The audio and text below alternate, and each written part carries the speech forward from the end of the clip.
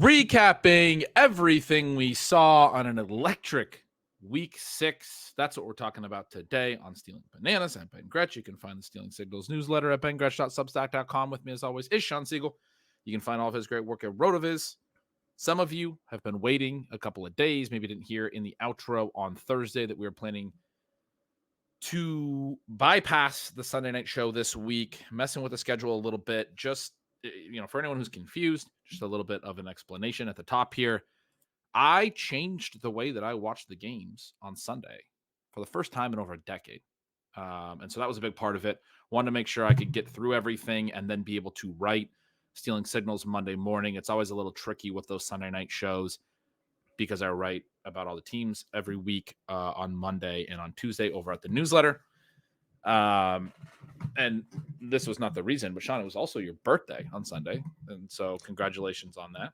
I did realize that after the fact, and a lot of the listeners who were in Eastern or Central are like, well, don't you have that stuff wrapped up by like the middle of the night when your show goes on?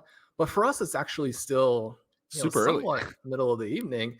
And, we kind of joke about it with each other, and I don't, get all the games done, especially in certain weeks, but even just getting a lot of the games done by that time can be a real challenge. It made the birthday more relaxed, not having to, it was relaxed. It was fun. Then once I did get all that stuff finished, I was watching football until 2:25 on Sunday night. It was a fun week. I enjoyed watching these games. It was a fun week. So for anyone who doesn't know, I was thinking about this. I think there's like 4 different ways you can interact with Sundays as a content person. There's some people who just don't really watch the game and take the time off and the games, and they kind of maybe follow on their phone or they follow loosely. I do think you miss a lot of context that way. You got to try to find other ways to get that. It's very important. I was having a fun conversation with my former colleague at CBS, Chris Towers, on Twitter recently, and he made a comment that we were both kind of talking about something I've written in the newsletter as well, which is that this increased sort of reliance on data and advanced models and those things is kind of tricky in football for reasons that we talk about on the show all the time, Shawn. But his comment was, I think a lot of fantasy football analysts would actually be a lot more fun being fantasy baseball analysts, because he's bigger into fantasy baseball analysis, actually. It's a little bit easier to isolate some of those things. And anyway, I'm kind of off on a tangent right away to start, but I thought that was an interesting way of putting it for a lot of people who don't necessarily watch all the games and just try to predict everything based on the stats or get all of their information based on the box scores. It's a little bit tricky, right? We like to talk about the context. The second way, I think, is to watch all the red zone games, right? Like 7 hours commercial free, whatever it is. That's helpful, I think, but also you miss a lot of stuff. So the way that I've always done it is I get all the games up on different screens, but it's very hard to watch all the games at once. We've talked about that on the show a lot, obviously, during the Sunday night shows. And then there's the way Shawn does it, where you watch each of the games individually. We've talked enough over the years that I had an idea of kind of how you do it and kind of a plan for how to go about that. That's what I did this weekend. Obviously, I was excited to try it out and to get into it and all those things, but it wasn't as hard as I thought it was going to be, Shawn. I was able to get through all of the games by the evening. I actually ended up messaging you and being like, do you still want to do I had a lot of show? enthusiastic messages from Ben during the day. I could tell he was enjoying it. It was quite fun. In the morning, I took a little bit of time after lock, went and did some stuff with my daughter, and then, you let the games get going a little bit, then worked through one game till half, another game till half, another game till half. I think the fourth game all the way through, then went back in the second halves of the first 3 games. You're getting some of the spoilers and things that kind of ruin it, but it's not as bad as so that was the one thing I thought I'd kind of lose my enthusiasm for the other games once I figured out what happened, but I was able to avoid them better than I thought I would. Something you and I talked about and you're giving me some tips on. And then in terms of actually working through the games, I just disconnected from social. I actually ended up turning off the notifications on one of the apps on my phone, so I wasn't seeing things. But I was able to go through them at my own pace and also kind of take some breaks. Like, I don't leave. I sit actually at my computer to watch the games. Most Sundays, I don't leave. I was able to actually get up, move around a little bit, be like, okay, I've worked through 4 games by X time. Like, I'm having a pretty good pace right now. It was weird because when I leave my computer, I felt stressed, but I was like, I can see how this could be a little bit more of a relaxing way to kind of get through Sunday. And anyway, I ended up getting saying, I don't know how you do it. I mean, It's one of the things I do, I watch the first, hour and a half on the treadmill so that I don't die. Yeah, that's what I'm worried about. I've been sitting still every fall for, and then I come up to an 82-inch screen. So it in the all the games on the computer screen, even though you've got a wonderful setup, it does seem no, it's maybe a not little bit fun. more stressful. Yeah, it is. It's very stressful. I think I do a good job with it. Like I wrote about this a little bit in the Signals intro this week, and I think I've done a good job with it. I don't think there's a ton that I miss, but it does hurt the Signals write-ups, and that was a part of the impetus for this as well. And talking with you and everything else is just I felt like going through the games and writing them up this year, I didn't have as much conviction on some of the things I saw, the actual flow of some of the games. I'm getting older, man. I'm 37 right now. I'm approaching like my attention span. I used to be able to like hyper focus into all this stuff in my earlier 30s when I started doing signals. I'm not going to be able to watch 10 games at once when I'm 40. So anyway, I switched over this week. Loved it. Enough talk about that, but it went really well. That was part of why we decided to skip the Sunday show.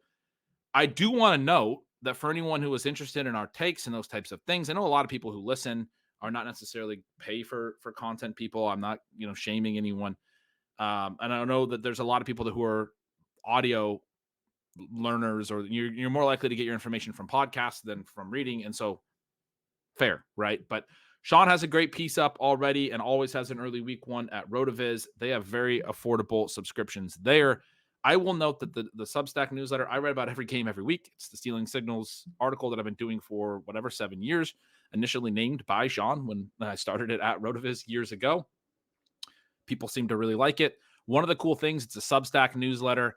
There are, people who don't know, that Substack is a company that runs a lot of these different newsletters, which just means you get these things into your email. There's a lot of big names. Substack's a pretty big company. I have one of the top 10 sports newsletters there, but like the number one is written by Kareem Abdul-Jabbar, right? Nate Silver is one that I hear about a lot, right? His politics newsletter is hosted over at Substack. So Substack is this company that hosts a lot of these newsletters. You can subscribe to mine. It's $15 a month, or it's $99 per year. The cool thing, and the point that I'm driving home what Substack actually is they have an app. They have AI stuff there that they can read you my articles. So if you are interested in doing it that way, it's something that I've heard from subscribers over the last couple of years since they started. That has been a huge thing they've really enjoyed. And I heard, especially this year, from a handful of people or more, that the AI has gotten better and they have like a new voice, and people are really enjoying that. So if you want to hear about the different game by game takeaways and all of those things, there's a lot of people that subscribe over there and are listening to those written articles. So just want an opportunity to plug that, because I got a lot of messages that were like, I missed the Sunday show. I love the Sunday show. Where's the Sunday show? Shawn, you got content up on RotoViz. I got content up, like thousands of words, hours and hours and hours of stuff you can listen to. So there's plenty of stuff out there, but we are back here Wednesday morning, and we want to talk about sort of what we talked about typically on Sunday, because this was a really fun week. We have 5 main event teams, 5 fantasy pros teams. It was the all play week where all the top 6 scoring teams in each of the leagues got a win. All the bottom 6 teams got a loss. There was no specific head-to-head this week over on FFPC. All 10 of our teams finished top 6 and got wins this week. I don't think we've ever had a week like this. It was really fun. A lot of the players that we're in on did really well. There were some unfortunate injuries we were talking about before the show, Shawn. Like Chris Olave had a concussion after 2 snaps, and Marvin Harrison as well after just a few. Dallas Goedert went out early. I mean, we have a little bit of exposure to Olave. He was a guy we liked, but weren't really as on some of those other guys that happened to. Those are always the most frustrating injuries in fantasy. We talk about that a lot. I guess, just in terms of the fantasy game, it's somewhat fortunate for us that didn't hit us with the players that matter the most to our teams. And then the players that do matter were awesome. There's so many things that, as you said, I mean, I was really excited to talk to you about it. I sent you enthusiastic messages. You wanted to chat as well after we got through everything. We are here on Wednesday morning. There's now been a Devontae Adams trade and Amari Cooper trade. There are so many things that we need to talk about and get caught up on. I feel way behind, but man, I'm excited to jump into all of it. Let's start with Brock Bowers. How about that? Because we were just talking about him before the show a little bit, and I was like, let's just fire this up. Let's let the listeners, hear our initial conversation. You mentioned to call him over on OT that he might be the 101 in tight end premium right now. I had written up that he's a tight end 1 by a good margin and probably one of the top 10 most valuable players in non-tight end premium right now because of how down the position is. People are concerned about, can he get the volume without Adams to kind of take away some of the defensive attention. 22 targets the last 2 weeks against Denver and Pittsburgh without Adams on the field. He's been out the last couple of games. Their playoff schedule, I'll note, Sean, they're the only team with 3 indoor games. Only 5 other teams have 2 indoor games. Versus Atlanta, versus Jacksonville, then at New Orleans. The RotoViz fantasy streaming app puts those matchups, not even considering the indoor element, as number 4 for tight ends, number 2 for wide receivers. He does a little bit of splitting out. They're good matchups. They're indoor. The fantasy playoffs are going to be very key for him as well when you look down the line and the back-weighted production stuff. Even if he has a little struggles in the middle of the season, this guy's going to be a monster during that stretch. The 101, you said on overtime. And then we got Bree Hall with, kind of a new coaching staff. Now, it was a soft matchup. The Bills' run defense is terrible. But, I'm back to hoping on Brees. We can talk about that as well. But, man, Brock Bowers looks good, right? And you mentioned the targets over the last couple of weeks when Davante Adams hasn't been there. Additional context, as you had pointed out to me, was those are 2 very strong defenses. Additional context would be that was with 2 different quarterbacks, both of whom are terrible. And so you're already dealing with bad quarterback play. It's probably not going to get dramatically worse. If you have an injury, you go to the other bad QB as opposed to a lot of the guys out there where QB injuries are going to happen as we go through the season. And some people are going to get hit with some backups that are worse than what Bowers is dealing with. The other thing that happens in this game again, so like if you didn't get to watch the game, was that he was unbelievable and his best play didn't count.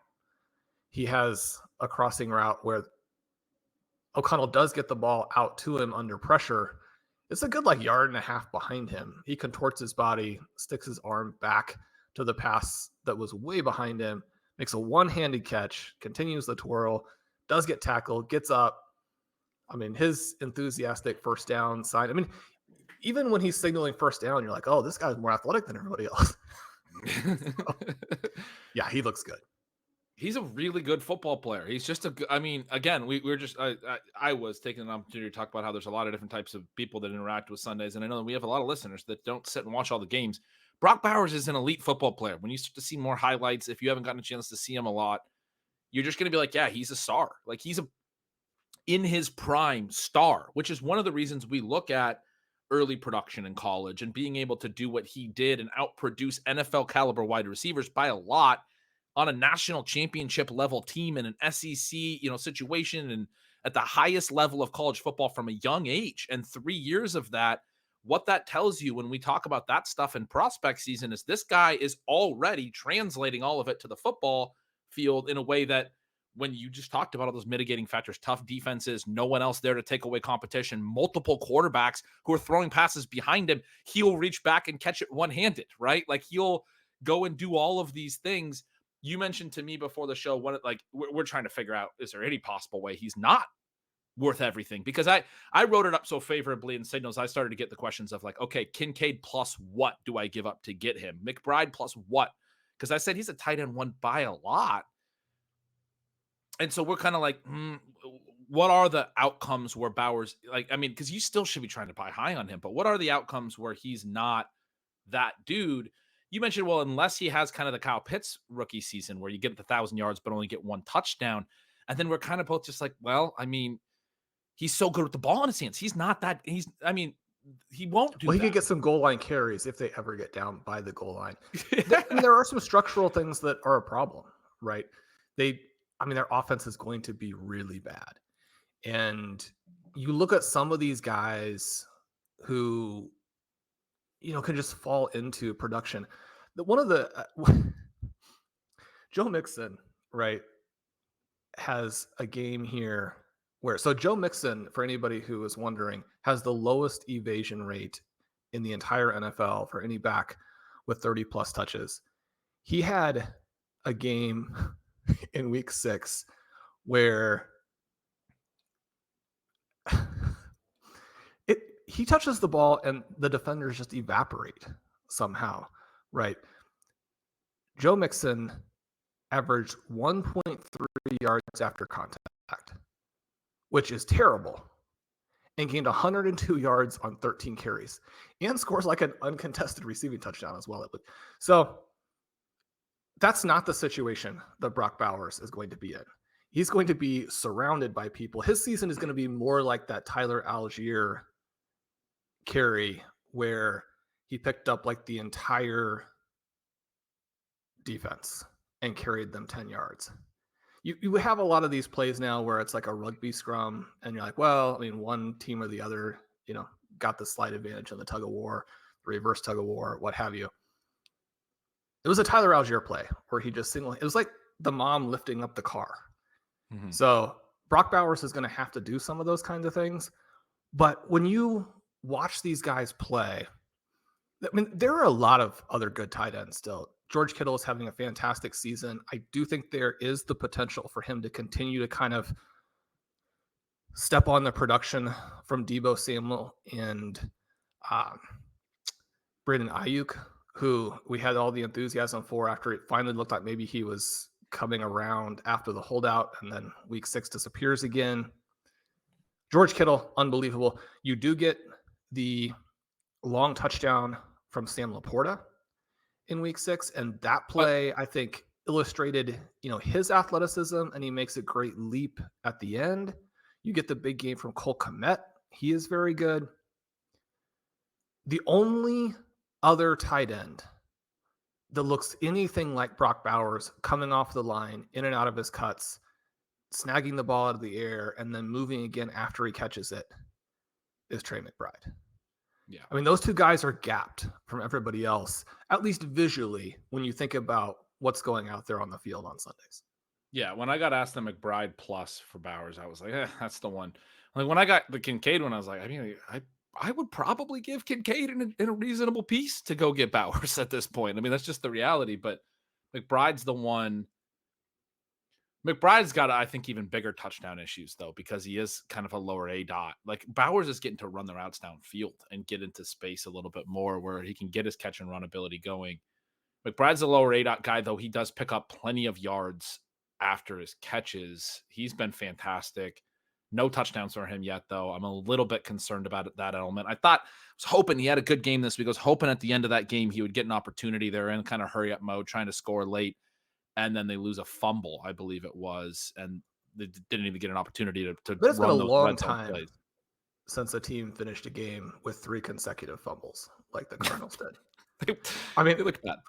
I can't remember the last time either that a play ends and an offensive lineman, who, again, I'm not criticizing this. You could see just the raw human emotion, but like has both of his fists like down at his side and is doing like the 3-year-old freak out because he just can't believe what the team is doing and what his teammates are doing, and that they fought all the way down the field and you're going to fumble again. And it was a horrible play where, like, before the snap, you have Kyler Murray and Trey Benson talking about what's going to happen. Benson doesn't quite get it. He goes back again. He tries to get it. Kyler Murray goes over here and tries to get it to him. And then it goes, and then they fumbled it. They fumbled it, and if you watch the play, like it was clear that Benson wasn't clear pre-snap, as you said, but they're really low on the play clock. They're in a multiple score come from behind situation. The only other option was call a timeout. They're low on the play clock, and he goes back to him, Kyler, again, to tell him something, but you could tell Kyler's like worried that he's not comfortable with it. And then he goes to put the hand in the mesh point for what I assume was a run play and or some type of RPO or read option. And they showed a slow-mo. Benson just has no interest in that. He doesn't, like, you're taught as the running back to get your elbow on the ball side high so he has somewhere to put it. His elbow's low and just knocks the ball out. There's nowhere for Kyler to put the ball. And Kyler immediately is like, what the F? Like, what were you doing? I just told you to not do that. Like, how are you this confused? I mean, Benson not looking great. We get a lot of Emery Demercado in this game on the passing downs in a trail script. I think that was very notable for if James Conner misses any time, you're probably going to be in a situation where you're not getting the pass down. You're getting a 2-down early down work. So as far as, the different handcuffs go, and that's something, Sean, we've written a lot about. We're going to get to all the rookies. We've written a lot about those rookies. I keep getting asked to rank them because there's a lot of people in maybe softer leagues that are trying to figure out which guys to stash. And so maybe we should talk about that. Benson's down that list quite a ways. It doesn't look very bad. He broke a 20-yard run that was blocked well, and there wasn't anybody there. You could see his speed. There were a lot of things in this game that gave you a sense of why, he wasn't that early of a draft pick, why his teams in college didn't really emphasize him that much. But again, it's very unfair to make sweeping generalizations about what a player is based on a handful of touches in one of his first chances to play. But man, you're not going to get a much larger contrast between what Tyrone Tracy has done, what Ray Davis did in his first real opportunity, and what Trey Benson was doing in this game, where the Cardinals needed help because James Conner was hurt. Yep. He was jogging on the sideline, trying to get loose. They played Benson for a whole series there, but they really just had to go to Demercado, who looks like the more clear backup. The player I wanted to compare him to is a day 2 running back from the year prior, because Sean, all these other rookies look good. So it's hard to be like, well, we'll just give Benson a chance. He'll be good. It's hard to remember that there are high draft capital guys that just have really bad rookie years sometimes, the whole year. And that looks like where Benson's going. The guy I was going to compare it to is Tank Bigsby, who we saw this with last year. He really struggled through the whole season. And he came to mind because of what I was just saying about Demercado and the pass downs. And we saw that with Jacksonville. Etienne goes out of this game with a hamstring. He had a shoulder prior. They're going to have to sit him down, I think, for at least a week, maybe a couple. And yet Bigsby plays about half as many snaps as Dearness Johnson, who was in that Demercado type role, running all the routes, the more trustworthy player. Bigsby has looked good as a runner. A lot of people are very, very excited about that. We talked about him a little bit last week. I expressed a little bit of concern, particularly for this reason, in terms of, again, ranking the different handcuffs and those things. Now, Etienne's going to be out. And the other reason I wanted to go back to him is you just mentioned the Patriots more or less had no interest in guarding Joe Mixon. Dameon Pierce also has a long touchdown run in that game. They more or less weren't stopping the running backs at all defensively. Now they have to travel to London. The Jaguars were in London last week and are staying for the whole week. So you get the potential big rest advantage, jet lag advantage. And I do think the big element to Dearness playing over Bigsby was game script. It was the fact that they were trailing, much like that's the deal with the Cardinals. If James Conner misses time and the Cardinals lead a game, we might see a 15-carry Trey Benson game. I think we might actually see Tank Bigsby rebound this week with a travel weary Patriots team that doesn't really worry about the running backs. Just wanted to mention him as well, because he was one of the bigger. I called it noise for week 6, the way that he played so little in an ETN out game. I think it was really heavily game script dependent. They were chasing points. If they can get out ahead, and especially if you start the game in neutral script, ETN played early in this game, but if ETN's out, Bigsby will get the carries on the first couple drives. And that's an important part for an early down back to get the work in the first quarter and the second quarter before you could potentially get game script out. But yeah, the Patriots are a team that probably won't necessarily blow them out either. So you get those situations where late in the game, he should be in it as well.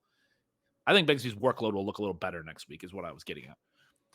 I think it will. I do think that this week in some ways is borderline apocalyptic in that it gives you a little bit of a feel of what the team's evaluation is for Bigsby, and that they weren't really buying into what he had done in week 5.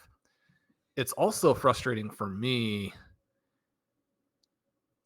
when you look at what he is and the way that I think some of the teams want to get multiple backs involved and aren't necessarily thinking about the tactic, or maybe you get these kind of multiple things going on where you're thinking, okay, we want to involve this player into Ernest Johnson, who is good, right? And I don't want us to lose track of that. Johnson is good, which is not the case of all these guys who could potentially fit in a role. you're thinking you want to use him some in-game tactics in a pass situation. You're thinking this is a good time to do it. You're thinking, tactically speaking, we need to win this down in a very important game for us. But I think you can lose track of the fact that globally, Tank Bigsby has a chance to be a star running back for you. And he's also a guy who could be a bell cow, could be a hybrid back. And when you think about it, it's either a coaching problem, which is discouraging, or it's a player problem, which is also discouraging, because this is a guy who in 25 games in his last 2 years at Auburn caught 51 passes and 30 in his final year in a 12-game season. One of the arguments in his favor coming out as a prospect was that he would have that 3-down upside, that he was a stealth, not elite, but above average receiver, and that he was going to be able to really give you high value touches. This isn't his rookie year, right? We're not 6 weeks in. We're a year and 6 weeks in, and the Jaguars are telling us that they do not want to use him in the passing game. It's a problem for his overall development. Again, it's a problem, you think about it from a coaching perspective, but it's also a big problem for fantasy, where we continue to get, more than breadcrumbs now, really. We continue to get a pretty strong sign that they're not going to use him in the way that makes him a fantasy weapon, even when Travis Etienne is injured. And I think that's tough, because if Etienne's out, you just want him to, be an RB1. There's so many things in place that would seem to make that the case, especially after what we saw in week 5, which as a runner, I think is kind of what he is, right? Not that you're going to get that every week. What you get when you have some of those types of plays is a sign that you're going to occasionally have some plays like that. And then you have to fill it in with volume. But the Jaguars don't seem interested in that volume. I love the way you put that. You mentioned the pass catching chops, 30 catches his final season, 62 across his college career. Yeah, I was putting it kind of delicately, but I'm right there with you. I just don't think he's even really improved this year, where there's some people that have talked about how he went from one of the worst running backs last year to being like a breakout this year, because some of the rushing efficiency's been there. The way I wrote it up in Stealing Signals last week, after the huge game against the Colts where he has the 2 long TDs, he sets a NFL high for a single games based on PFS metrics for missed tackles forced in a game with 11. But to me, watching the games is like the Colts just don't tackle. I mean, that's a huge part of it. I wrote it up as like you're in a tough spot. I called that one noise, how strong his week was the week prior. So certainly felt a little bit validated by what actually happened in this game. I was just kind of saying it. The pendulum swung back a little bit, but I basically said you're banking on rushing efficiency for all the reasons you said, because there's not the passing work. And they showed that again here. It's a great point. I don't want that to get lost. We're kind of burying part of the lead. We already talked about Bowers. But as far as like the week 6 stuff, the things that we would have been most excited to talk about on Sunday night if we popped in live like we normally do, we got to talk about Kimani Vidal. We've been talking about him since the offseason. The way I wrote it up for Signal, Sean, I want to hear your thoughts on this, but the way that I wrote it up was that most of the uncertainty for a profile like this is a round 6 guy out of a small school, and we don't really know how much a team likes him. We're hearing some positive quotes right after the draft and things. Most of the uncertainty is between then and where we were entering last week, and particularly where we are coming out of week 6, where he looks clearly like the number 2 running back. We are now in a position where he, to me, is one of the most valuable handcuffs in the league. We get the profile. We know he has workhorse credentials. We know this is a guy who had was lauded for his pass blocking, and the Chargers clearly feel comfortable with that, because on the first drive of the game, they brought him in on a passing down. And on the second drive of the game, they ran him on a wheel and he caught it and went the distance for a 38-yard TD. So you already get that element of it. If something were to happen to Dobbins relative to the Bigsby conversation we just had, you can see how we like these guys that are already playing on the passing downs, because you can see how he could get into 3-down work fairly easily. Hassan Haskins was maybe going to be a problem in week 6 because Gus Edwards is now on IR, so he's no longer a problem. We get activation. We get all of those elements coming out of the bye, but Haskins was maybe still a little minor issue. Plays 3 offensive snaps. He does get 2 carries, but only 3 offensive snaps. Both those carries were out of a fullback alignment basically doesn't play any true tailback in the whole game. We get validation there as well, or confirmation that he is just a special teams guy.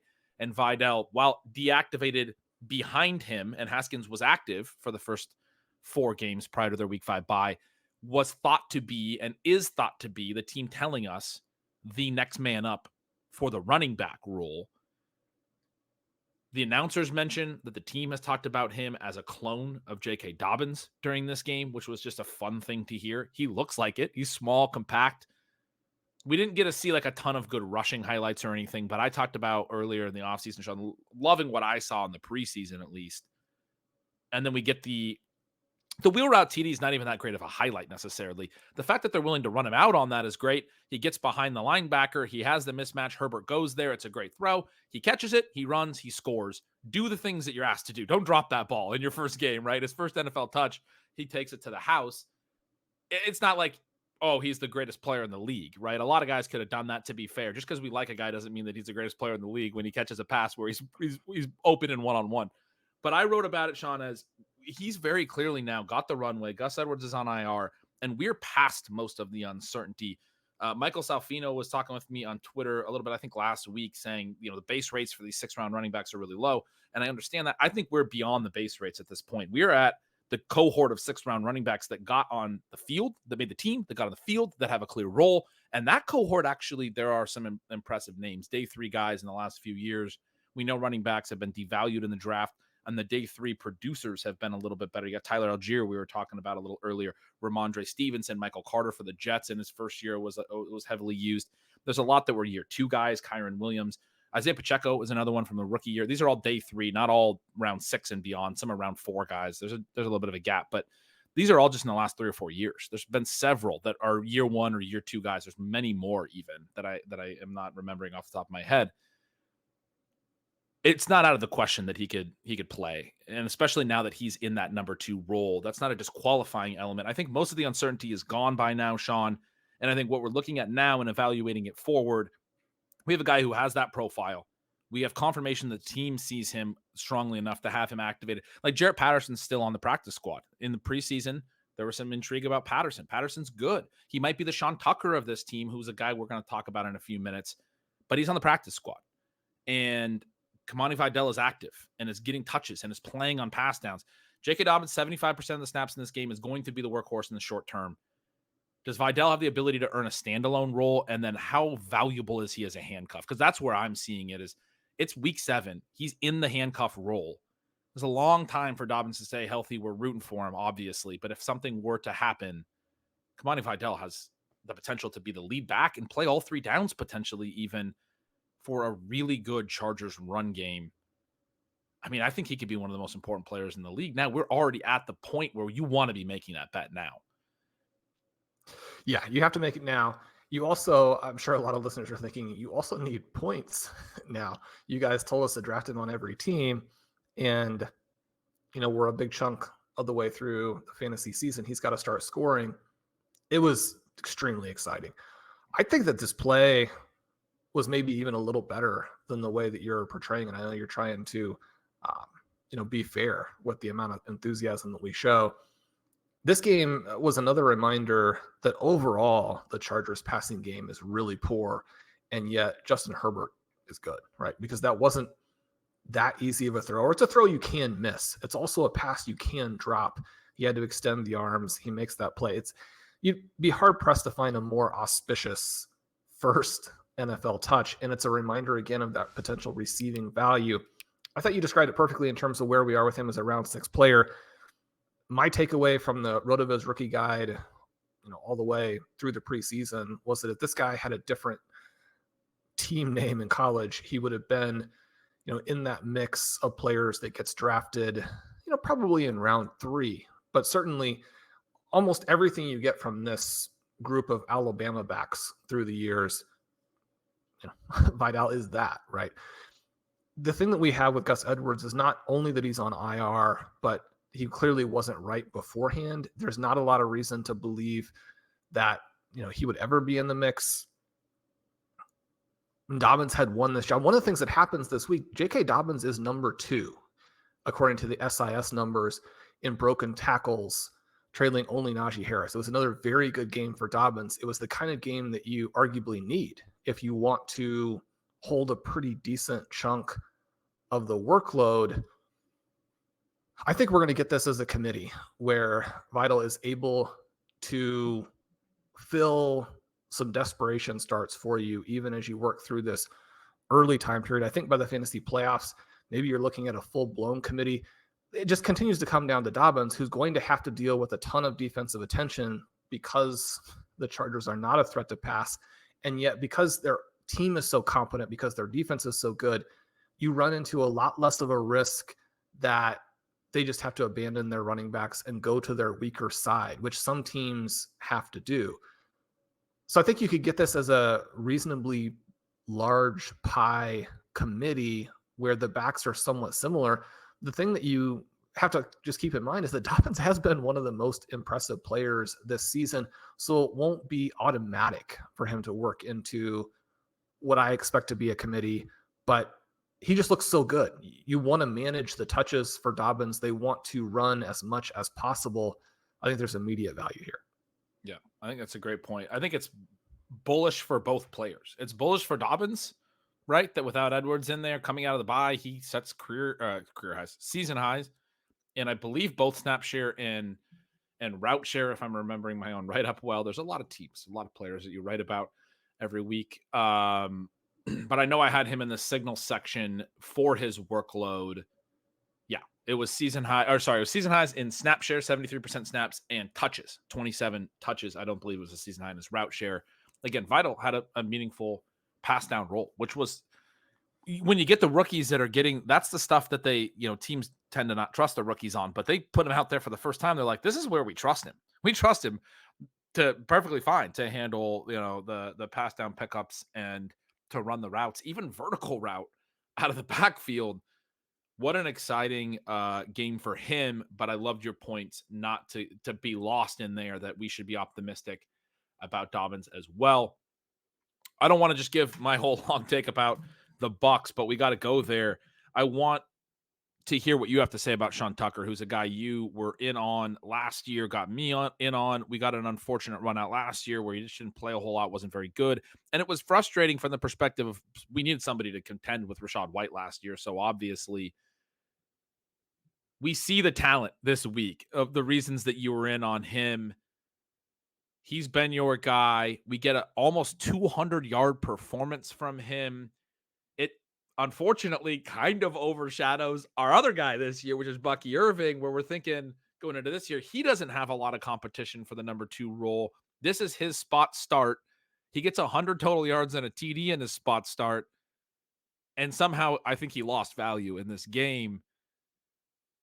I want to throw it to you to describe what you saw from these two backs and what you think about going forward. I will just say for the listeners, we talked briefly about some of the goings on Sunday, just a couple of texts. And one of the things that, because we were talking about potentially firing up our show, one of the things that I think I mentioned the Bucs to you, and you said to me was,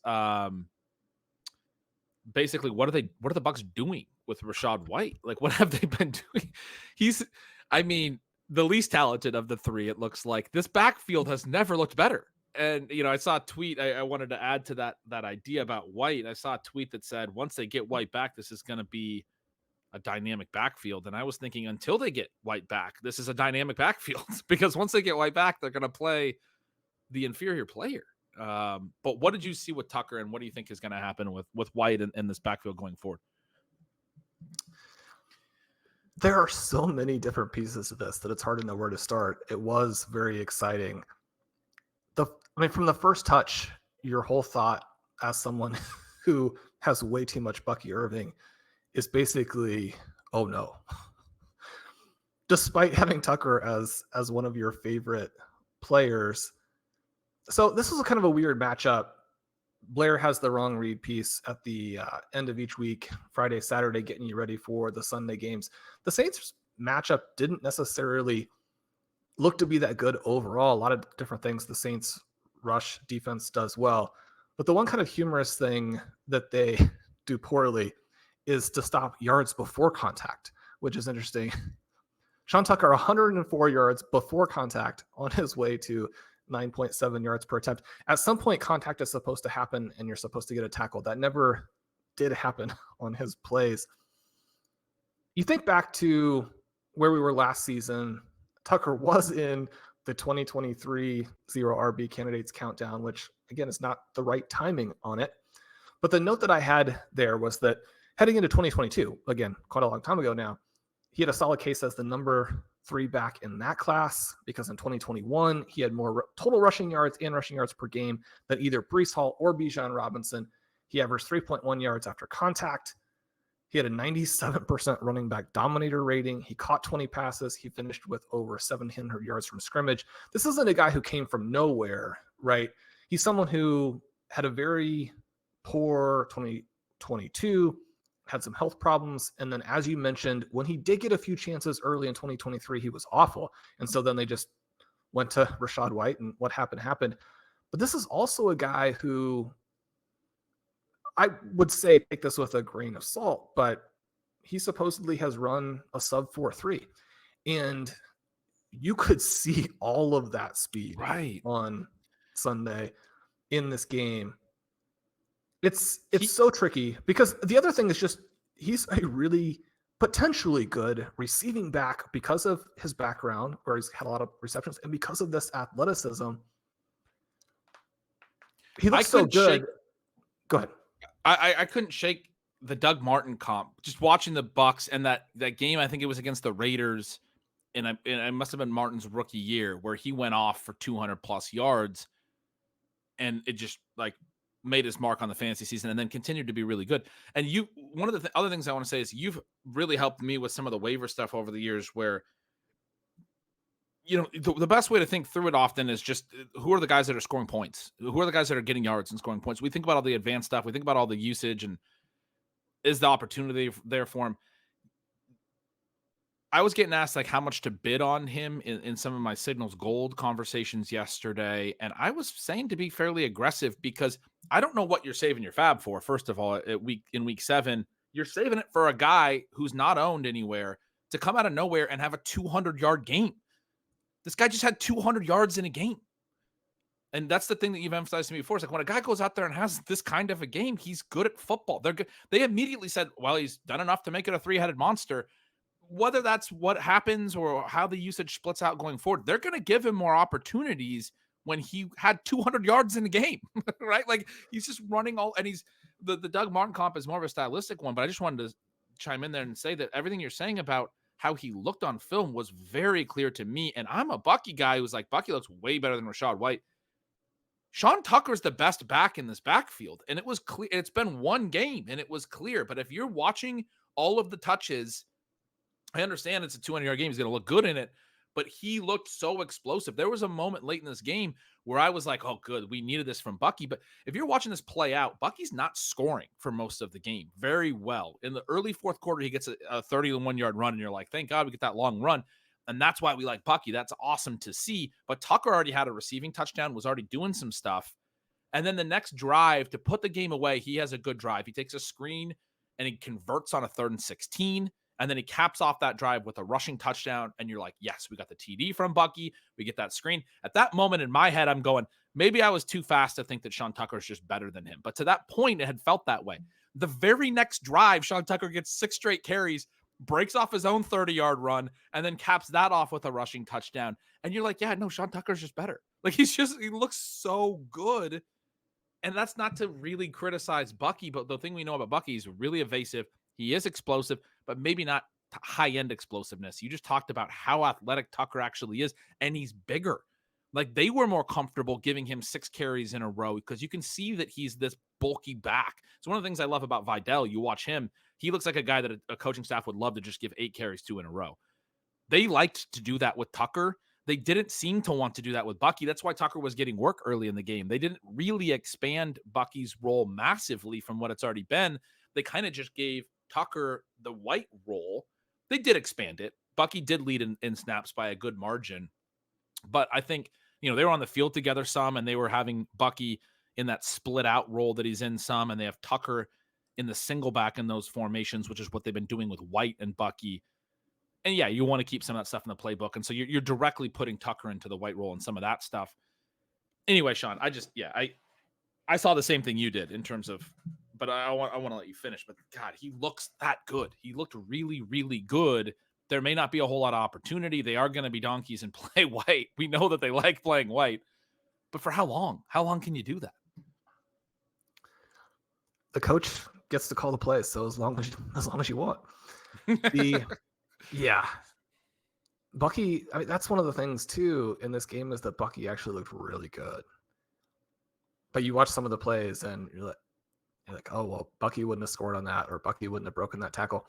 So to put it in context, I was mentioning Dobbins and how well he played.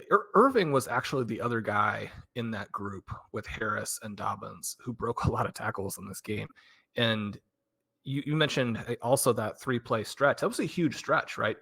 His 18-yard gain on that 3rd and 16 allowed them to kind of put the game away, and then they rewarded him with a touchdown, which you always like to see because I'm sure there's at least some thought in the back of your mind, well, let's put it in the other back now and get the score here. But you like to see that reward for the season now on Irving. He's up to 3.3 yards after contact per attempt and a 24% evasion rate. Again, these are Sports Info Solutions numbers. Those are just extraordinary results for a guy who is small and slow.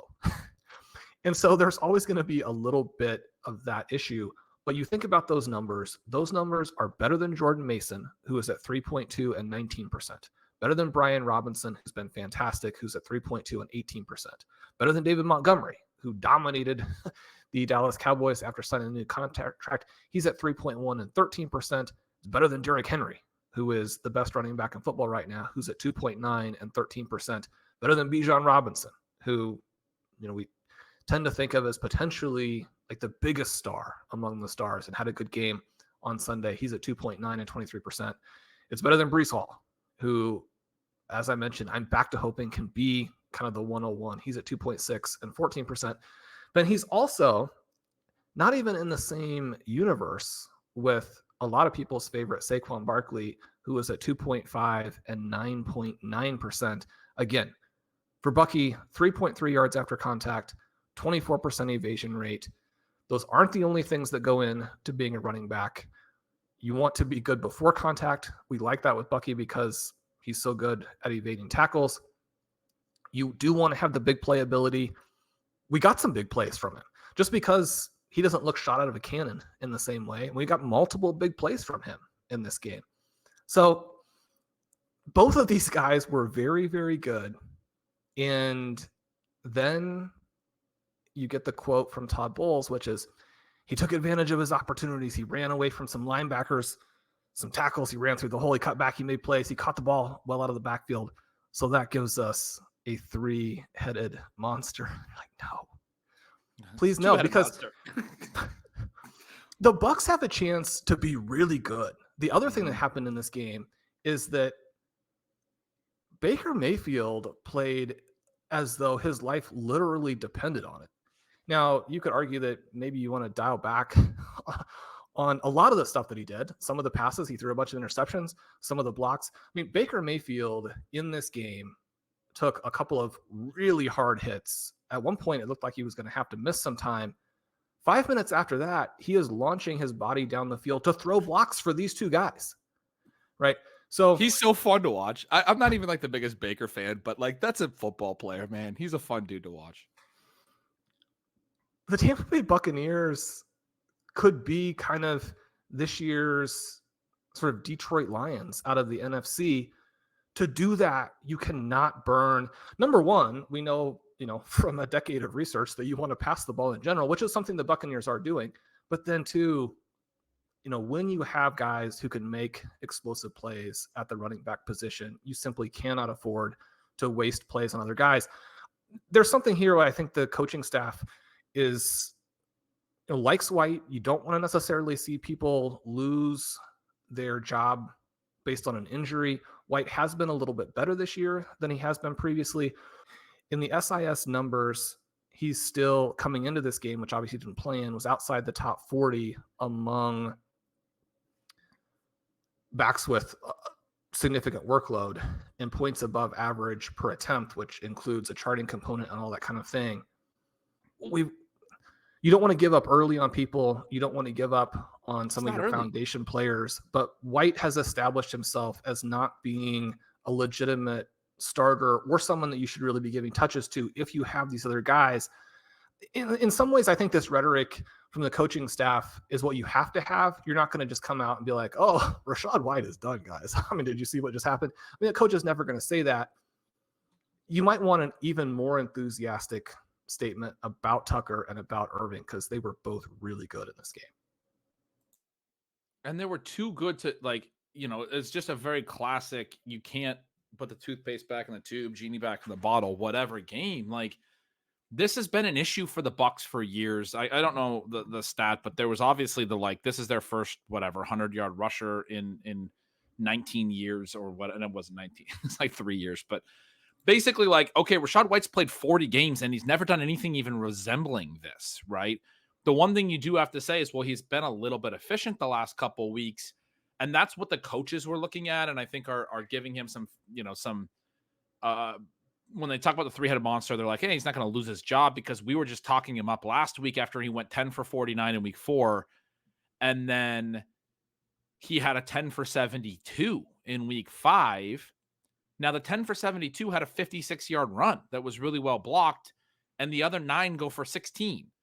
And this is the deal with White, is like, if you get a well-blocked play, he's going to go out there and give you something. But, I mean, his success rate's going to be trash, like, to put it, one way that you can possibly put it. I just pulled up the NFL Pro numbers. He's 8th worst in success rate out of 56 qualifying players. The week prior, when he had the 10 for 49, he had a couple of long runs against the Eagles as well. And then it's a bunch of bad runs otherwise. I mean, he looks a little bit better over the last couple of games that he played in. But you were talking about it with Bigsby, like, that's not his 6th game. It's his year in 6th game.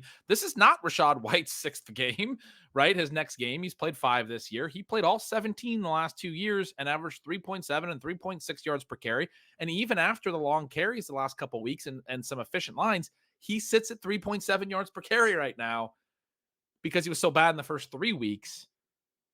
It's like, okay, I mean, you want to reward guys and all those things, but you just mentioned this has a chance to be a good football team.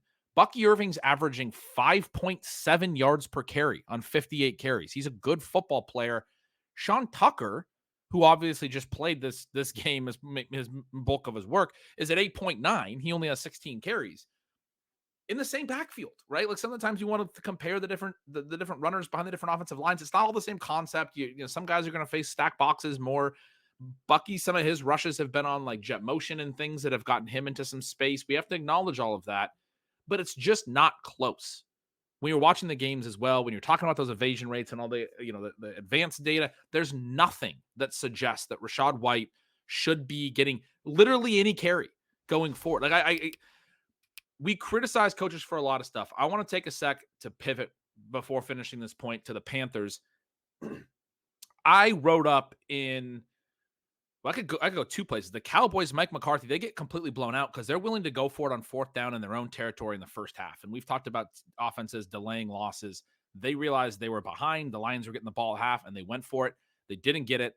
Lions scored again before halftime. They ended up getting absolutely blown out in part, and they went for it in their own territory in the second half as well and didn't get it. They're giving away short fields to a team that's scoring on them at will. It's better than punting and delaying your loss, right? Like, so I want to give McCarthy credit for at least recognizing that he wasn't going to win that game, and you don't get style points. Like, yeah, you end up losing by a lot more. They still got ran out of the gym, but at least he went for it. Like, that's what it looks like sometimes when you go for it early in the game because you have to. The other one I wanted to mention in terms of playing the right players is Dave Canales in Carolina. Jonathan Mingo this week, 33% routes, basically got cut in half. We are at that point with Jonathan Mingo. He was bad all of last year. He's been bad early this year. They've been playing him. Jalen Coker gets out there a little bit last week because Xavier Legette gets injured. Legette's back in this game and plays a lot. He runs routes on 78% of dropbacks. Mingo's down to 33% so that Coker can stay out there in the 3 receiver sets, and Coker ran routes on 70% of dropbacks. Another interesting guy. We talked about him last week. You mentioned Blair's great research on him. in the offseason. I mentioned players work on it as well and stealing signals. This Panthers team looks like a team. We talked last year about how bad this passing game is. The other guy they had running a bunch of routes here was Jatavian Sanders. He gets his best game of the year. Deontay Johnson, who they went and acquired, and 3 rookies ran over 50% of the routes in this game. They're all at 68 plus. Everyone else was sub 60%. Mingo's out. It took a Thielen injury, but Ian Thomas was back. They didn't play Ian Thomas over Sanders. I love what Canales is doing. I love how quickly he said, Jalen Coker was good last week. I'm not going to wait 6 weeks to decide that we got to get him some more reps. He plays this week. He keeps playing because Jonathan Mingo's not doing it. That's what we're talking about with the Bucs. And I'm not trying to be, you don't want to throw guys completely under the bus and everything like you were saying, but Rachaad White's runway has been long. He's had 40 career games. He has not been good enough, right? He wasn't good enough in his rookie season as a runner. I was in on him, man. This is the profile that we like. Big guy. He runs a good 40. He catches passes. He plays on pass downs. I had a lot of Rachaad White in his rookie year. I even drafted him like sporadically a little bit last year. He was more expensive.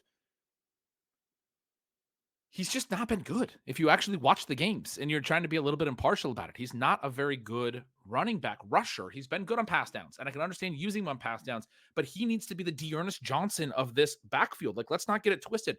He's 26. Both of the other, or he turns 26 soon.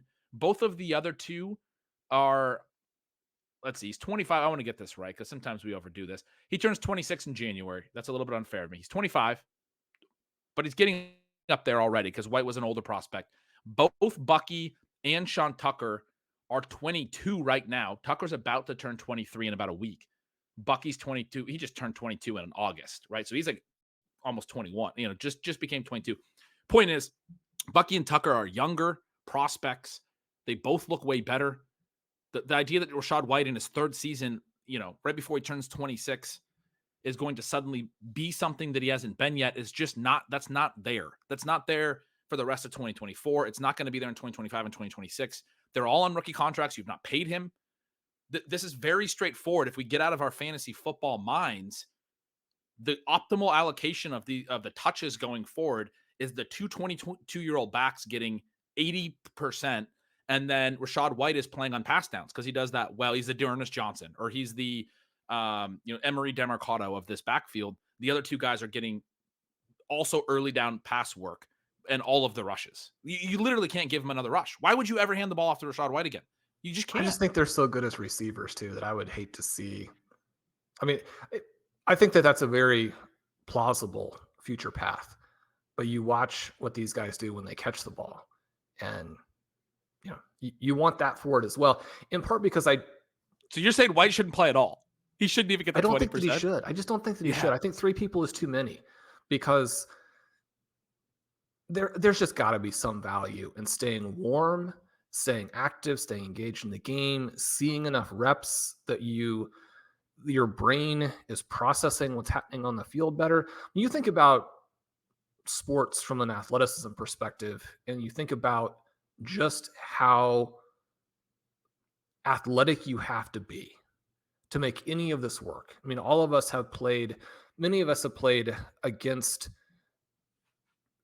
people who went on and played a certain sport in college. You know how much gapped that person is. Some of us have played against people who went on to play professionally. You understand how gapped that person is. We may have a few listeners who are those people, in which case, congratulations, because that's pretty fun. But it's not just that. Your brain also has to be able to process. One of the things in watching Will Levis this week, I'm like, I don't necessarily think he's healthy. I don't think that he's accurate when he is healthy, but I also wonder about his processing. Now, you think about a quarterback and that their load mentally is extremely high. But when you're a running back, you're out there trying to process all of that visual information from a mental perspective. And I just think getting some reps is going to help with that. It's not purely a physical type of thing. I get frustrated, and I do think that football coaches are hurting their teams when they go into these heavy 3-back rotations. My thought is play your best players, let your guys get out there and get into the flow of the game, and play them early enough that you know that you're playing them when it matters. You mentioned the Cowboys. One of the kind of weird things that they did poorly and certainly got criticized for was their willingness to rest Dowdle early. I don't know necessarily why you would want to rest him at all when, if he gets hurt, it probably doesn't hurt your team, and there's no need to ever give Ezekiel Elliott touches. I don't say that in a disparaging way, like we want Dowdle to get hurt or it doesn't matter and those kinds of things. But when you're thinking about what it does from a full team perspective, the main thing is when you're the Dallas Cowboys, you're in a game that you're probably going to lose. Make sure that you're playing the guy who's better enough in the first half, because then you might find that the entire second half is garbage time. You don't have to play him there. It's a little bit weird occasionally when we get these guys rested too early in games. Sometimes it turns out that it's because the player isn't healthy, like a James Conner. But I mean, get those RB1 players in there. That's a great point. And I just gave McCarthy some flowers. I actually went through this a little bit on Signals, and I have it open here. Ezekiel Elliott, I mean, I wrote there's no reason the guy is still on an active NFL roster other than the tie into the Cowboys history. Like, we completely agree. And we say it over and over, but, and I'm not trying to be like, he's a human. I'm not trying to be like too harsh, but he's done as an NFL football player, and it's just reinforced every time we see him. So that's why we keep repeating it. Again, you watch all the games, you see the differences in explosiveness and all those things, the different running backs, and you're like, that running back, again, this week, doesn't look like he should be playing. But the notes I had, Sean, where he played the second drive, this is what you just said, they're playing him too early. Played the second drive, they gave him 3 first and 10 rushes on that drive. They were able to still convert despite being behind the sticks twice. A combined total of 3 yards on those 3 carries. So you put yourself in second and long 3 straight times. Once you get the first down, you go give it to Zeke again.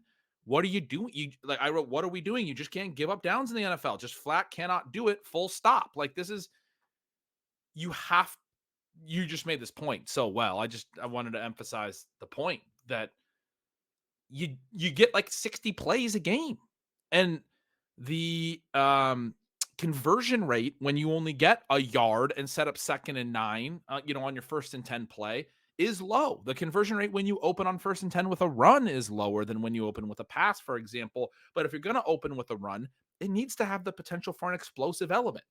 You can't just do the 3 yards in a cloud of dust and expect to actually move the football. They're just giving up downs. And that's what we're talking about with the Bucs. It's not just that we don't like Rachaad White or didn't draft him on our fantasy teams. This, like you said, they have the potential to be a good football team. They have a potential to actually, they won a playoff game last year. Baker looks good, man. They're getting Godwin going this year. They still have Mike Evans. Now you have some dynamic backs. They have the potential to be a competitive football team in an open NFC, potentially win their division, potentially go deep in the playoffs. You can't open games and just give up 1st and 10s like the Cowboys did. Is just a great point. That's what we're looking at with the Bucs going forward. We know that's the deal with White. You just can't do it. You can't do a 3-headed monster next week and have Rachaad White. You only get 11 possessions a game. You only get 60 plays a game. You just can't give up downs. You can't give up possessions. It just can't happen. I mean, I don't know how else to say it. It just can't happen. So then we barely scratched the surface on all of these exciting things that happened in week 6. We are going to cut it here to make it a little bit easier for listeners as you kind of move through the week and process your different audio content. Part 2 will be out soon.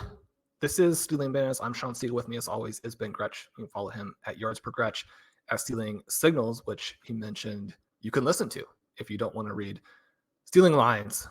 Stealing Signals YouTube. Make sure you subscribe and click those notifications so you know when he goes live. We'd love to have you over at RotoViz, coupon code RVRadio 2024. And keep an eye out. I think we're going to run some kind of fun rest of season discounts in the next week or so. Anybody who wants a partial type of thing, that may be there for you. We'd love to have you over at OT. Colin Kelly doing a fantastic job all of the time. Leave us a rating and review. Those help us. We love you guys. We'll talk to you soon.